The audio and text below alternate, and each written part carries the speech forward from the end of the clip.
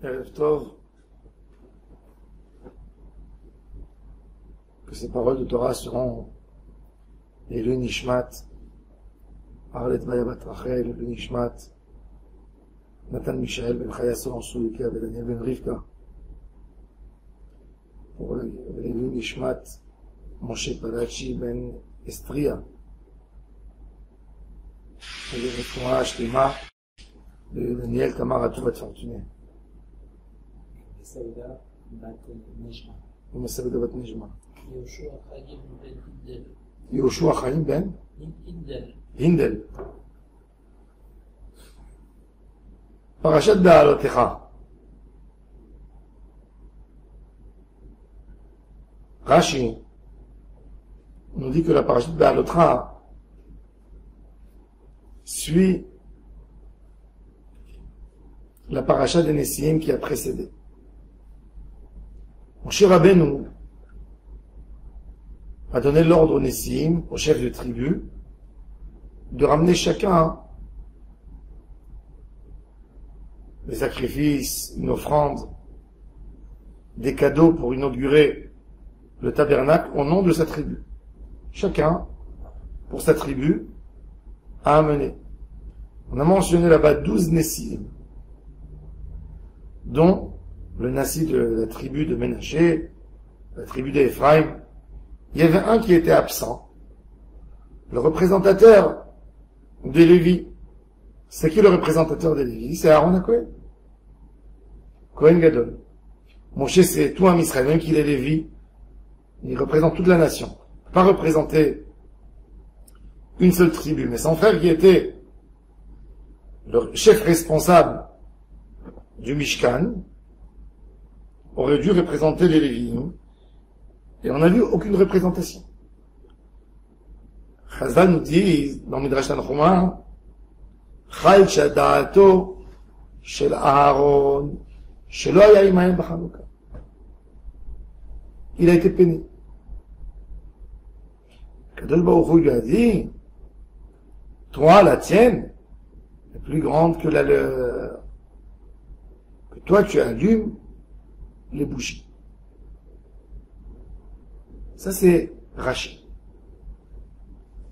Ramban, il dit quelque chose de très intéressant. Il dit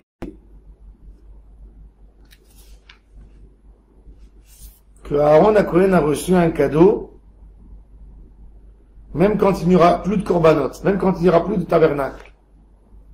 Le cadeau de la fête de Hanouka, qui a été fait ce miracle par ses enfants, par les Kohanim, Kedoshim, du Ham Israël et Maccabim, Hashmonaïm, qui ont amené une délivrance à Ham Israël, et on allume ces bougies éternellement. Comme qui est écrit dans le Rambam à la fin du Ilchot Hanouka et Purim, que toutes les fêtes seront annulées, sauf celle de Hanouka et de Purim. Hanouka, même après Mashiach, sera jamais annulée. C'est la fête de la lumière, la fête de la Torah. C'est Ramban. Mais on voit ici, à Kadosh Baruch Hu, il dit à Aaron HaKohen, toi, tu as reçu quelque chose de plus grand. Quelque chose de plus grand que les Nessiim. Qu'est-ce qui est plus grand? L'allumage des bougies de Hanouka, de la Menorah. On va voir ici 2 points dans la Avodat Hashem, qui sont des points importants pour évoluer dans la Avodat Hashem. Premier point, c'est celui du quotidien. Le quotidien de tous les jours. D'être capable de faire la mitzvah tous les jours, 2 fois par jour, puisque l'allumage des bougies de la Menorah se faisait 2 fois par jour. La Kétoret se faisait 2 fois par jour. Et le Korban Atamid se faisait 2 fois par jour. Le Kohen Gadol doit faire l'allumage de la Menorah, c'est le Kohen Gadol qui doit faire 2 fois par jour avec la même Kavana, 365 jours de l'année. Et tout allumage doit être comme si c'est le premier allumage qu'il a allumé, les bougies de la menorah. Et ça, c'est une grosse difficulté dans la Avodat Hashem. Comment je fais que mon Birkat Hamazon d'aujourd'hui soit pas, je dirais pas mieux que celui d'hier, mais sera avec la même ferveur, la même kavana, la même pensée, le même investissement que la première fois que j'ai bien découvert Birkat Hamazon dans ma vie. Et ça demande, c'est une grande avodat Hashem de faire tous les jours Be'alotra et anerot, Be'alotra et anerot, faire les choses comme il se doit, avec une grande kavana.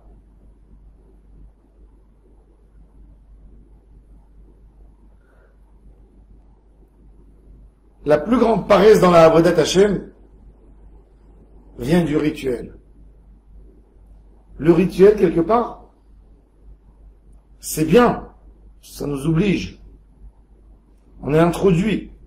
Mais en même temps, le rituel, il est tellement dur parce que il te donne un aspect externe de quelque chose qui est là, mais le cœur se sauve souvent.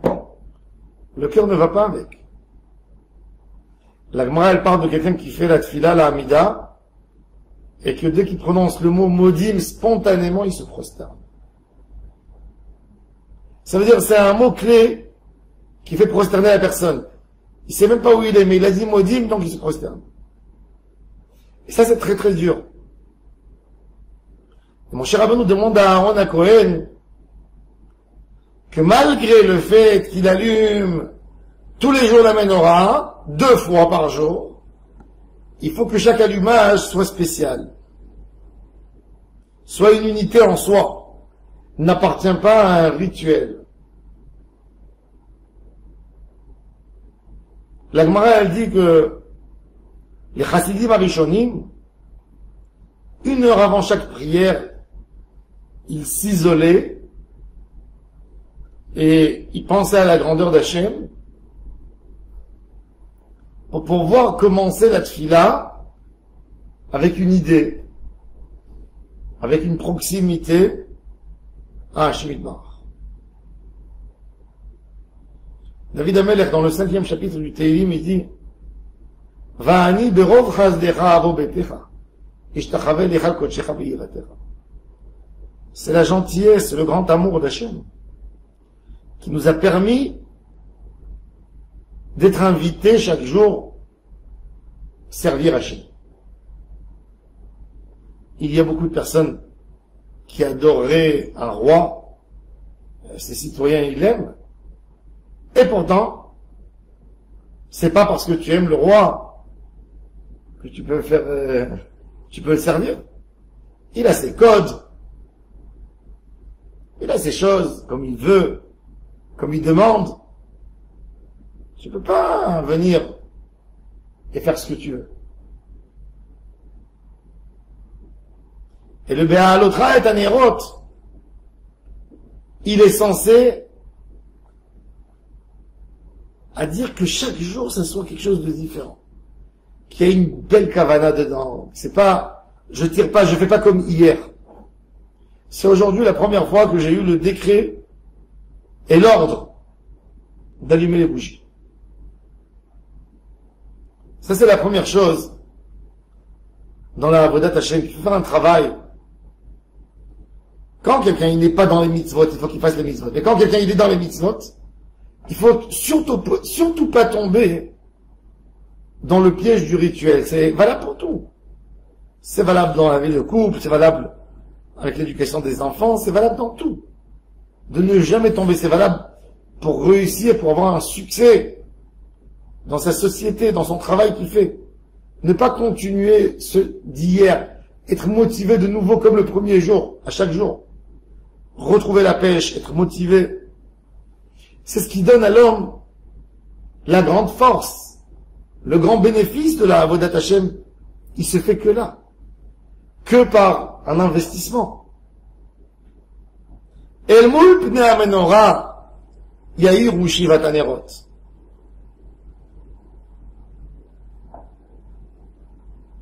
Deuxième chose. Le Mesilat Yesharim nous explique en long et en large l'histoire de la propreté d'esprit. Le cœur, combien de fois il n'est pas... Il y a des gens qui ont un cœur noir. On ne parle pas du cœur noir.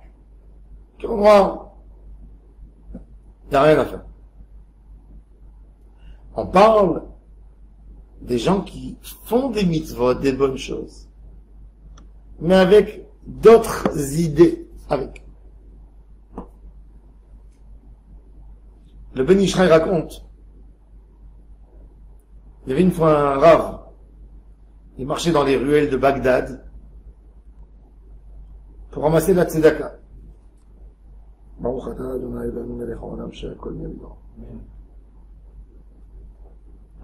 C'était une jeune fille, une orpheline, qui devait se marier, et il n'y avait personne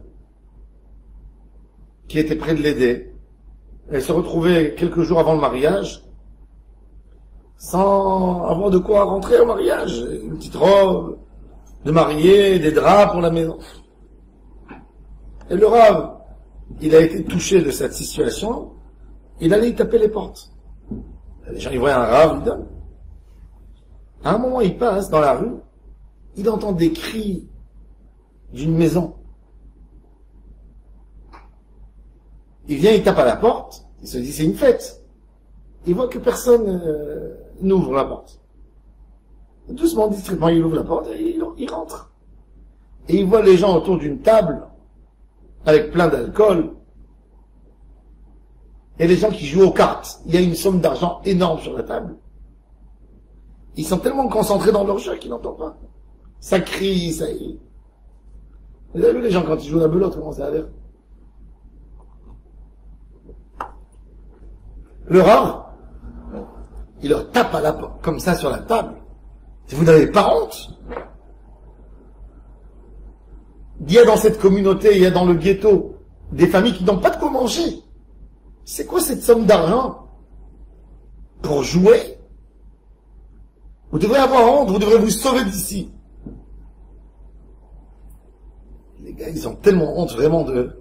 Ils se lèvent, ils se sauvent, et il y a deux parmi eux, ils disent, monsieur le rabbin, tout ce qu'il y a comme argent, ça y en prend pas, tout est pour vous, distribuez-la à la tzedaka.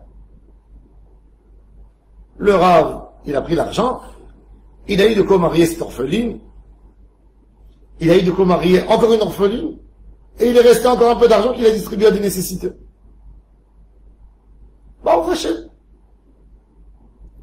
2 ans plus tard, le rave avait le mariage de sa fille à lui.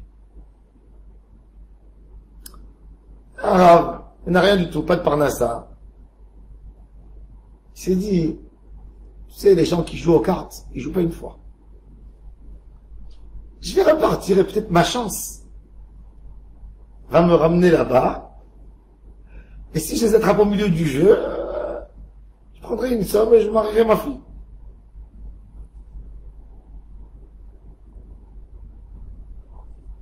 Il arrive, passe comme ça, et il entend effectivement les cris, les mêmes cris.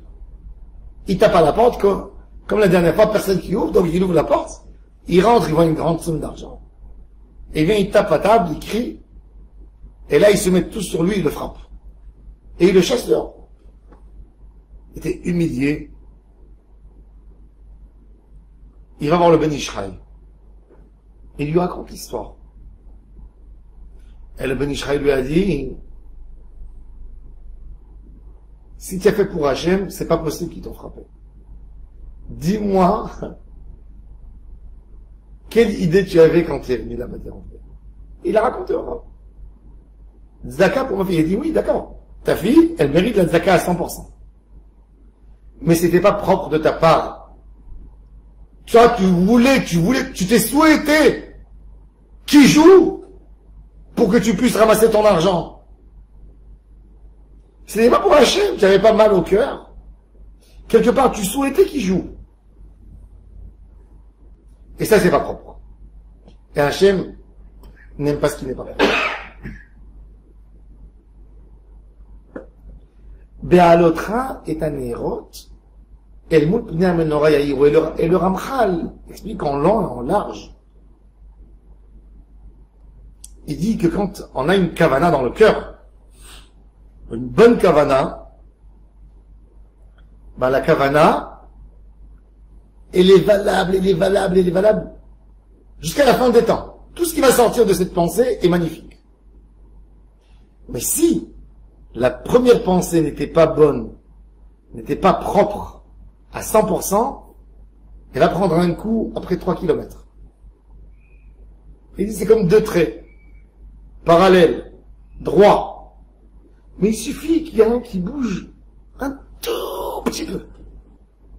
Quand tu es au premier centimètre, au premier mètre, tu ne vois pas la différence. Plus tu t'éloignes, tu éloignes les traits, tu vas tout droit, tu vas voir comment les chemins ils vont être. Après un moment, tu ne vois plus d'un chemin, tu vois plus l'autre chemin. Et pourtant, ils étaient parallèles. Quand on sort du Emet,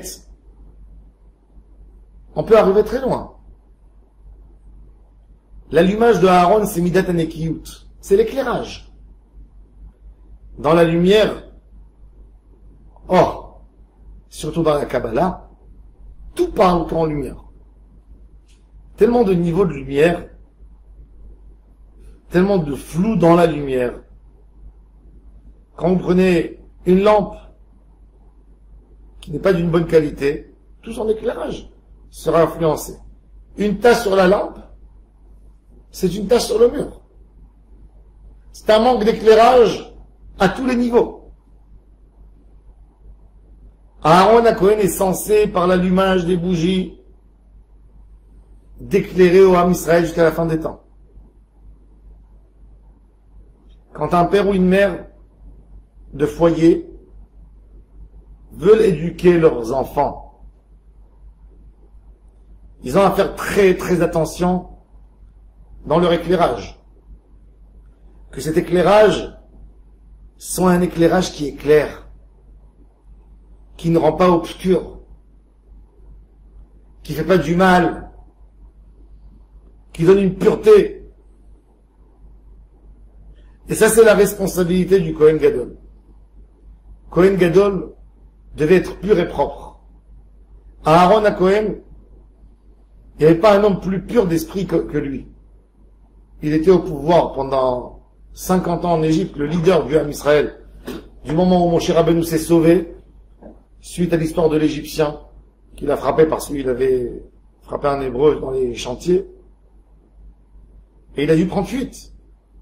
Qui c'est qui a dirigé le Ham Israël? C'était Aaron.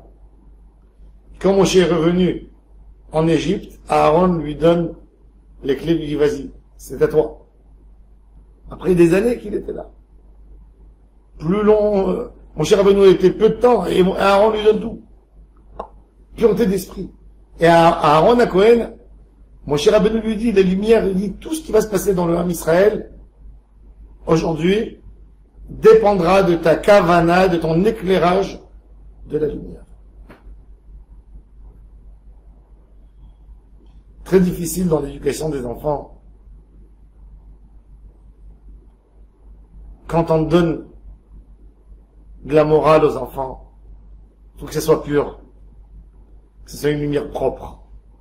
Pas parce que toi tu as un intérêt, tu es intéressé que ton fils il fait ça ou il fait ça, que tu lui racontes des histoires, mais c'est pas propre. Tu essaies de l'embobiner, de lui raconter une histoire, dire c'est comme ça que tu vas réussir. Mais en fait toi tu as des néguirot, tu es Noga Badavar. Tu veux qu'il fasse autre chose parce que toi ça t'arrange qu'il fait autre chose. C'est pas comme ça qu'on éduque. Il faut que ce soit une lumière Yahiru. Zach v'yachar Paolo, il dit, le Messilat Sharim, Zach, plus le cœur est propre, plus les actions sont Yachar. De l'huile où on a de la lie, où il y a beaucoup de particules, où l'huile n'est pas pure, la mèche elle aura de grosses difficultés à tirer l'huile comme il faut. Alors la flamme va toujours sauter, ne sera pas stable. N'aura pas une lumière propre.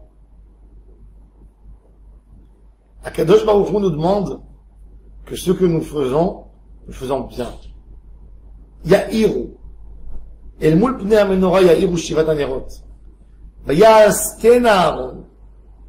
Aaron a fait ce que Hachem lui a dit, à mettre une kavana tous les jours. Et à faire attention. Comment éclairer le Ham Israël?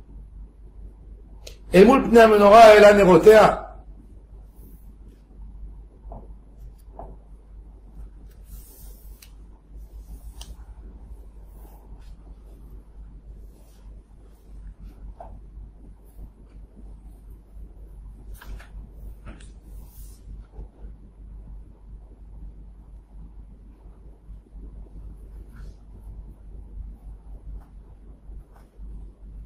Et on a encore quelque chose dans les nérotes.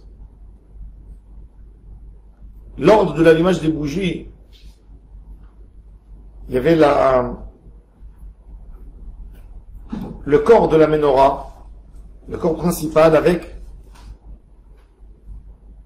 6 bras qui sortaient, qui allumaient 3 à gauche et 3 à droite. Et il fallait prendre les mèches des bougies et les régler, qu'ils soient réglés vers la flamme du milieu. Et tout ça pourquoi? Pour dire qu'Akadosh Baruch Hu n'a pas besoin d'un éclairage dans sa maison puisque c'est lui qui éclaire. Shlomo Amelech, pour cette idée, quand il avait construit le premier temple, alors vous savez que dans les anciennes maisons, quand vous voyez des maisons avec des murs d'une certaine largeur, vous allez voir, la fenêtre est étroite à l'intérieur et large vers l'extérieur, et s'élargit vers l'extérieur. Pourquoi? Pour capter plus des rayons de soleil de l'extérieur qui jettent vers l'intérieur. Et pour donner une place aux rayons. Eh ben, dans le temple de Shlomo Amelech, c'était tout à fait le contraire. C'était des murs très épais. C'était étroit vers l'extérieur et large vers l'intérieur.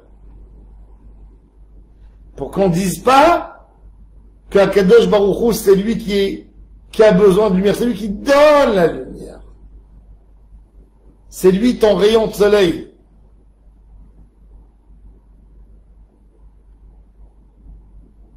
Kadosh Baruch Hu, il veut qu'on comprenne. Lui, il est éclairé. Dans tout ce qu'il fait, il est éclairé. La notion d'obscurité, même quand chez nous, il fait nuit, chez Hachem, c'est éclairé. Puisque, de l'autre côté du globe, il y a le soleil. Ce que nous, on manque de lumière, c'est pas parce qu'il n'y a pas de lumière. C'est parce qu'on a décidé c'est parce que le globe sur lequel nous sommes, il tourne. Quand c'est ici nuit, de l'autre côté du globe, c'est jour.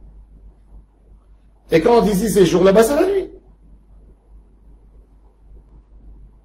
Chez Akadosh Baruch Hu, il n'y a pas de notion de lumière et d'obscurité. Alors pourquoi Akadosh Baruch Hu a demandé d'allumer une bougie? Le Midrash raconte qu'il y avait un monsieur qui accompagnait un homme aveugle. Un homme aveugle. Tous les jours, il le prenait.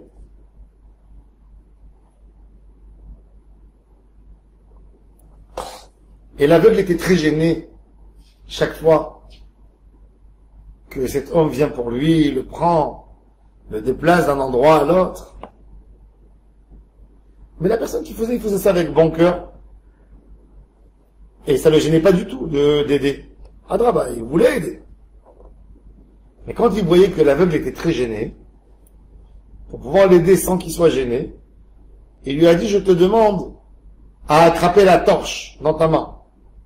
Comme ça, tu m'éclaires la route et moi j'ai la main dégagée. Et l'aveugle, il le faisait avec grande joie. Comment il fait quelque chose qu'il n'est pas, c'est pas un homme inutile, il est utile pour la route. Et lui donner. Eh ben, Akadosh Baruch Hu, il dit, croyez pas que j'ai besoin, moi, de cette lumière. C'est ce qu'il dit le Zohar. Le Zohar, il dit, Hachem sans nos mitzvot. Il serait resté Hachem, on est bien d'accord. Hachem avant la création du monde, c'est Hachem.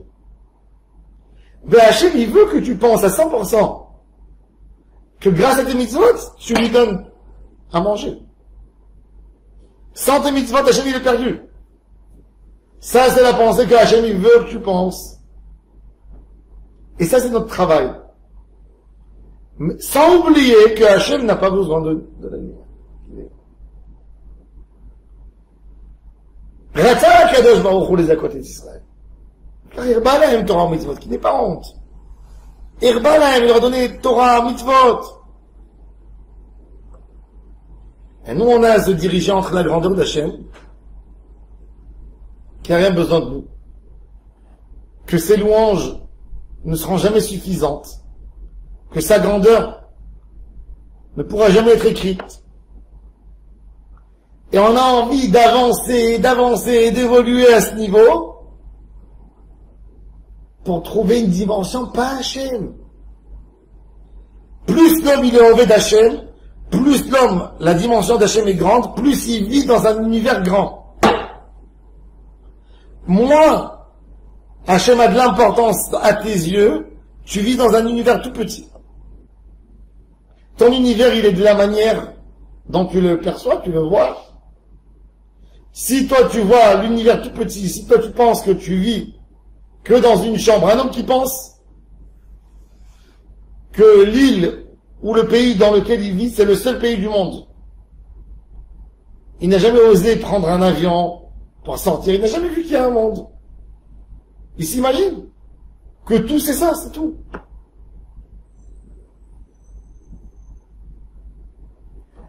Lot était tellement petit d'esprit, Lot, qu'il a fait les pires horreurs.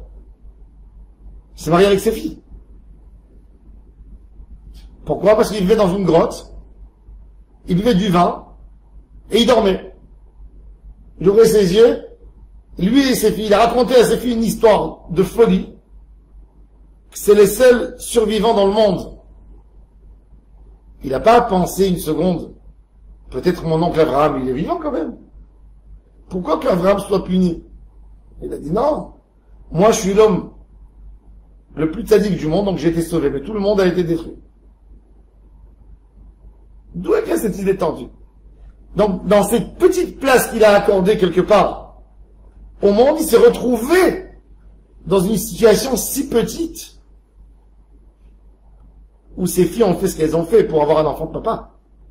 Pour quand même ne pas que le monde soit éliminé. Mais c'est totalement faux.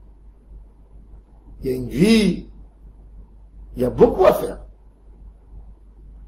Et plus tu donnes à Hachem une dimension de grandeur,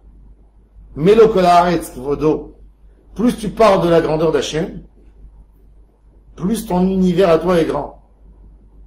Tu parles des sphères, les mondes des malachim, les sphères à l'infini. Quand dans le monde, les idiots pensaient que le monde est tout petit et tout limité, le Ham Israël avait déjà la Kabbalah, parlait d'un monde énorme, parlait d'un nombre d'étoiles, où les goïms ne voulaient pas accepter que le monde est tellement grand qu'Akadosh Baruch Hu melo kol haaretz kvodo vegam haaretz malachazdo. Et ce va'ani berov chazdecha avo betecha.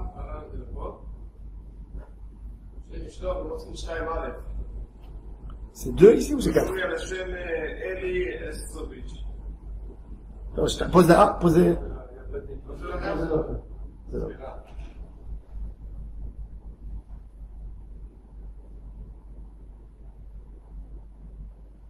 Plus tu donnes une dimension à Hachem, plus c'est grand. Cette lumière du Beth Amikdash que Shlomo HaMelech il a fait, c'est pour dire au Ham Israël, de là, toute la grandeur sort dans le monde. Et ça, c'est l'éclairage aussi. Qu'est-ce que tu veux éclairer? Le Or Hashem, il éclaire, il n'a pas de limite. Une lumière, elle a une limite parce qu'elle lance. La rapidité de la lumière est rapide plus que tout. La vitesse de la lumière, toujours quand on a des tonnerres, on a un éclair, et après on a le tonnerre. D'abord, on a un flash, et après on entend. Pourquoi? Parce que la vitesse de la lumière va plus vite que la vitesse de la voix. Et donc, pour voir la lumière, ça va très vite. Quand une lumière éclaire jusqu'à une certaine limite, et elle s'arrête là-bas, les rayons se perdent et s'évadent et ne continuent plus à avancer, c'est parce qu'elle n'est pas assez forte. La lumière d'Hashem Yitbarach, elle peut éclairer jusqu'à la fin des temps. Elle peut éclairer le monde en largeur, en hauteur et en profondeur. Il n'y a rien qui est caché. Où Akadosh Baruch Hu a mis cette lumière? Dans la Torah. Le monde est éclairé. Le voile se trouve souvent sur les yeux des gens. La preuve qu'en Égypte, que les enfants d'Israël, dans les 3 jours de Choshech, où les Chol Bnei Israël aya or, bechol moshevotam. Donc c'est quoi la nuit? Est-ce que la nuit, c'est la nuit, ce qu'on voit? Oui, c'est vrai. Mais pour le tzaddik, il a chez lui une autre lumière qui n'est pas la lumière du soleil. La lumière n'est pas la lumière du soleil. La lumière du soleil, on appelle une lumière. C'est quoi pour nous une lumière? Une lumière, c'est quoi la définition de la lumière? C'est du voltage, c'est de l'éclairage. C'est quoi la lumière? La lumière, comme on dit en hébreu, pour identifier Boker, les vaquers, voir la lumière d'Hachem, c'est savoir ce qu'on doit faire. C'est une lumière. Quand quelqu'un il sait pas, sa route n'est pas éclairée, il vit dans l'obscurité, il peut être dans un endroit en plein jour, mais il est obscur. Le prophète il dit Kumi Ori Kiva Orech Uchvod Adonai Alech Zarach כי הנה החושך יכסה ארץ, וערפל לאומים, ועלייך יזרח אדוני, וכבודו עלייך יראה. Le prophète s'adresse à la nation du Ham Israël et il dit, Kumi Ori, lève-toi, éclaire. Pourquoi qui va horaire? Car tu as une lumière chez toi. Quelle lumière? Il y a une obscurité qui couvre la terre entière. Personne qui sait. Rien du tout. Rien. Qui aurait cru qu'une guerre en Ukraine va perturber le monde à ce point?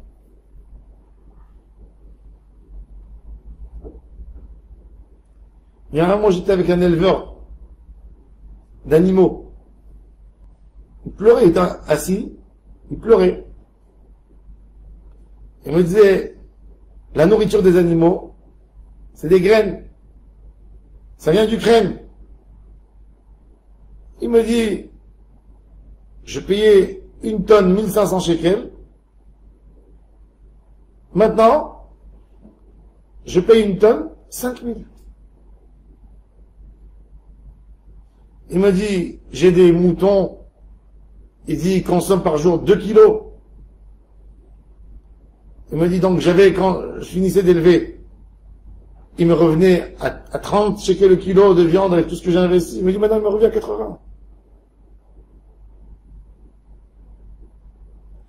Qui aurait pu croire que cette guerre allait influencer autant toute l'énergie de l'Europe, à augmenter, à tripler.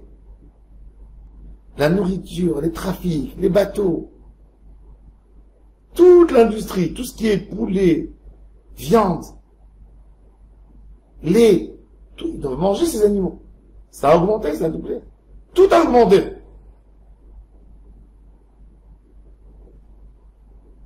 Alors le monde est en obscurité. Il n'y a personne qui sait quand la guerre va terminer. Qu'est-ce qu'il va y avoir? Il va y avoir un autre conflit. Un mot aujourd'hui fait tomber la bourse. Un mot. Une déclaration. Qui est né à Rocher et dit le prophète. L'obscurité va couvrir tout. Va arrafer le oumim, le brouillard. Il va perturber les peuples. Par contre, toi, tu auras une autre lumière. Ve'alaïr Izra Hashem. Sur toi, tu auras un éclairage spécial, particulier. Une ashgacha pratique d'Akadosh Baruch Hu. Uchvodo alaïr irae.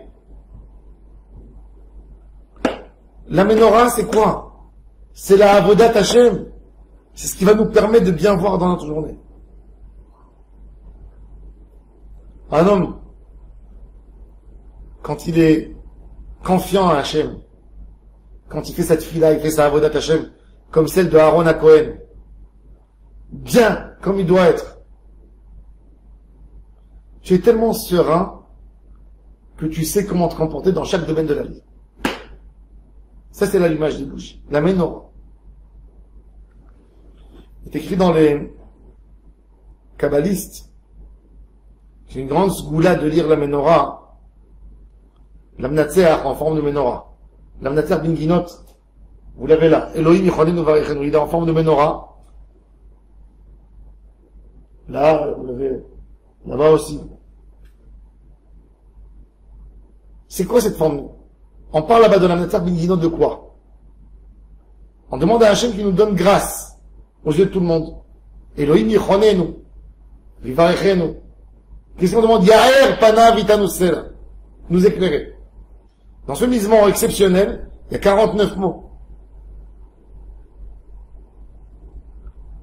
Et ces 49, c'est le Shema Meforach, c'est le Ana Bekoach. Shem Bet plus, qui inclut les 7. Et là-bas, dans ce lien de cette lumière, c'est quoi ce Shem? C'est un Shem extraordinaire. C'est qu'on demande à Hachem de nous éclairer. Combien de fois on est dans la vie on affronte des situations où on ne sait pas quoi faire. On ne sait vraiment pas quoi. Qu'est-ce qu'il faut faire?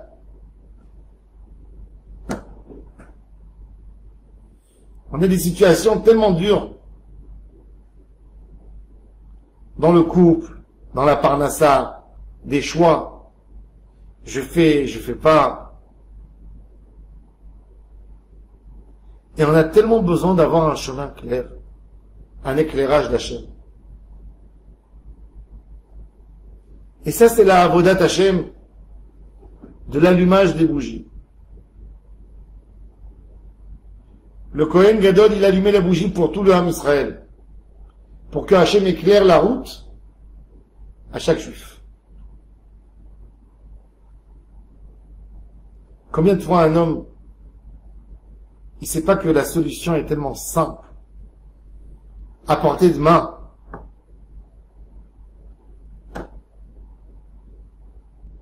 Le or, c'est la valeur de tout. Avec la lumière, on arrive à distinguer. Le Maguide de Douvna raconte que qu'il y avait un roi qui a voulu récompenser ses militaires. Et il leur a donné, il a dit, ils font l'armée, ils travaillent tellement dur. Ils travaillent tellement dur. Je vais leur faire un hôtel pour se reposer. Et il leur a construit un vrai palais au bord de la mer, avec tout le confort possible. Des lits extraordinaires, des plats. Ils sont venus là-bas, un groupe de soldats. Ils sont venus la nuit. sont rentrés. Ils n'ont pas amené avec eux ni torche, ni rien. C'était pas éclairé. Il y avait un, il marchait, et tout d'un coup, bah, on entend quelque chose qui tombe, qui se casse. Un qui attrape l'autre, et ça glisse.